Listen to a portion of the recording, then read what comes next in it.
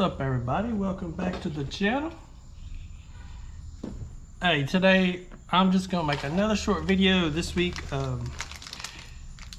My two kayak videos I posted this week, I show you the baits I used for it. The first one was we went to Elk River trout fishing, which was a pretty fun experience. It's a little long of a trip, but it was pretty fun. I'm going to show you the baits that worked and show you the baits that I tried and did not work, okay? So I started out throwing this right here, which is a Roadrunner underspin. And for the trailer, I was using this little Berkeley grub for the thing. Well, I had a bunch follow this, but they weren't really aggressive enough to take it. So after that, I switched to a 1/8 ounce rooster tail, threw it, and no bites. Like same again, I had some followers. The trout was following it, with no bites. So I switched to a lure, which is this little, it's like a small miniature jerk bait. Look how small it is.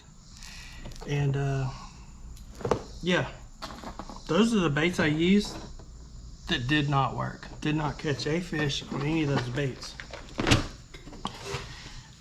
And finally, I had brought some night crawlers with me. So I was like, all right, I'm just gonna start using night crawlers. I know I'll probably be able to catch some with it. So there was quite a bit of current where the trout was actually staged at. So I was using an 1/8 ounce split shot, which actually got the bait to hold on the bottom, because I was using a 1/16 at first and the bait would just not get to the bottom in the current.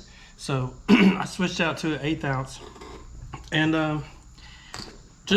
I'm using actually my bass rod that I use all the time, 7 foot. It's a medium heavy, and this line here is 8-pound line, just no big deal. Had this split shot, probably about, as you can see, probably about 10 inches away from the hook, which allowed, when this was on bottom, this was up here, the worm was up there. And I tried a few different techniques. I tried using just these power eggs and couldn't get a bite on those. So what I ended up doing is just using strictly worms. I'd get a night crawler and I'd cut it in half, because but this is not a night crawler, but it's about the same size as a cut in half night crawler, just use as a reference to show you how I was rigging these. And the hook I was using, I don't know if you can see that hook, but that is a 4/0 bait holder hook. And the difference in just like a regular hook and a little bait holder hook is right up at the top of here, at the top of the eye where you tie your line, it'll have some little notches in it, and it'll kind of hold your bait on there. I mean, not all the time, but it does a pretty good job. So I'm gonna rig this worm up, show y'all how I had this rigged up. This hook's a little bent, but I think I can get it.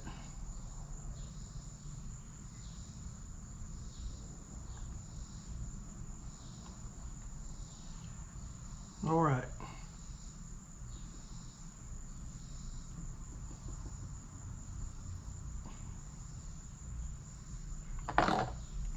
All right. Here's how I rigged my bait up. The worm up just like this.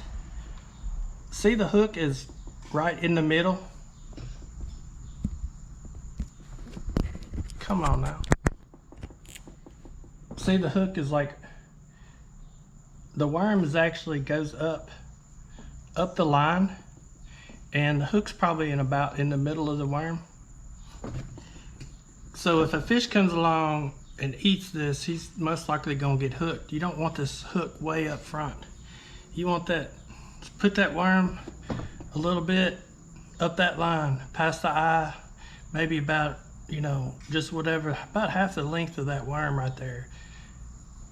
But you still want most of the weight in the front of that worm, so that tail's like doing this in the water. But anyway, that's how I caught all my trout on the catch and cook video. So if you want to get out there trout fishing, not sure, that technique right there works really good. And the other video I did in the Station Camp Creek, the only thing I took in there was a 1/8 ounce rooster tail. I took a couple little small lures, but the only thing I could get any fish to bite on was the rooster tail. And that was kind of crazy how contaminated that water was in there from that rock quarry.